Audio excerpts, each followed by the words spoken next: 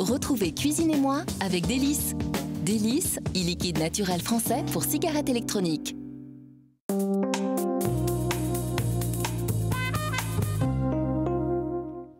Et ce matin, Philippe, j'ai envie de vous appeler Pascal. Parce que nous allons parler de l'agneau Pascal, l'agneau de Pâques, après les chocolats hier. Très Autre bien, tradition. Abraham.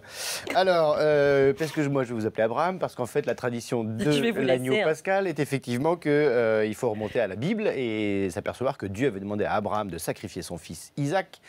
Il a souhaité le faire et au dernier moment, Dieu lui a dit, il l'a stoppé, il lui a dit non, tu peux sacrifier un animal. Et il a sacrifié, selon les écrits, un bélier ou un agneau. Et depuis ce temps-là, l'agneau, effectivement, est le plat de Pâques. Alors l'agneau à Pâques, le gigot d'agneau, c'est quoi cette tradition? Le gigot qui a tenu très très longtemps avec le fameux gigot haricot, qui n'était pas un grand souvenir gastronomique aujourd'hui, mais ça continue un peu à exister. Oui. Le gigot parce que c'est le morceau le plus tendre de l'agneau, notamment si on a la chance, comme ce matin, d'avoir un agneau allaiton de l'Aveyron, qui est un agneau de race Lacône, qui est la race, pour information, qui donne le lait pour fabriquer le roquefort.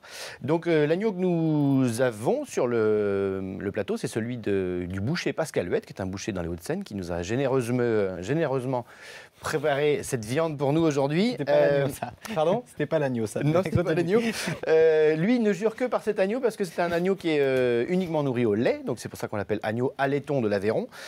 Donc il ne broute pas du tout d'herbe. Il mange un peu de foin, un peu de céréales. C'est sa mère qui s'occupe d'enrichir son lait en matière grasse par le fait d'aller dans les prés. Il est élevé en moyenne entre 70 et 140 jours. Et petit conseil de Pascal, si vous allez, parce qu'il faut penser à commander votre gigot d'ores et déjà pour la semaine prochaine, eh bien vous lui demandez à votre boucher plutôt de vous servir une agnelle.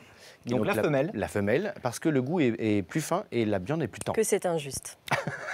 C'est vrai. Les trucs du boucher pour bien cuire un gigot, tiens, les petits trucs du matin. Alors, les petits trucs de Pascal Huette, c'est les deux conseils principaux. Demandez, quand vous commandez votre gigot à votre boucher, de garder l'os. Alors, c'est pas très pratique le jour du service en famille, parce que vous n'allez pas faire des jolies tranches, contrairement à un rôti aussi.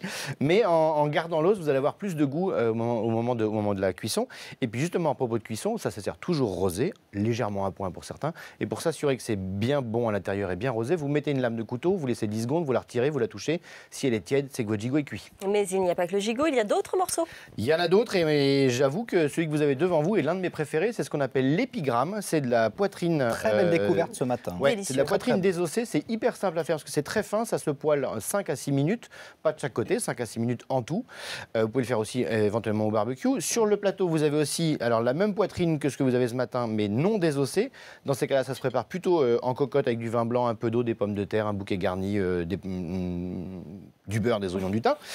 Ça, c'est 2 heures à feu doux. Après, vous avez le collier. Alors, soit vous l'avez, comme vous devant Fabien, taillé en morceaux ou alors entier. Ça, c'est plutôt au four avec des tomates concassées, un peu de vin blanc, également un petit peu d'eau et un peu de bouquet aromatique. C'est 1h40. Et le top du top, c'est le carré qu'on a devant nous. Le carré d'agneau, c'est un plateau composé de 13 côtes, un peu de beurre, un peu d'huile, sel, poivre, 35 minutes au four et régalez-vous. Alors le prix, et d'autant que c'est la poitrine le moins cher, et on parlait de l'épigramme qui est super bon, ouais, c'est pas cher. C'est pourtant pas cher, voilà, c'est pour ça qu'il faut en profiter. C'est 10 € le kilo la poitrine, le collier est environ à 14 € et le carré à 35 €.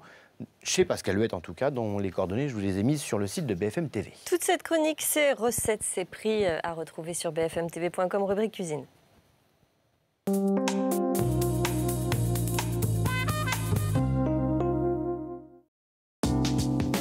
C'était Cuisinez-moi avec Délice. Délice, e-liquide naturel français pour cigarettes électroniques.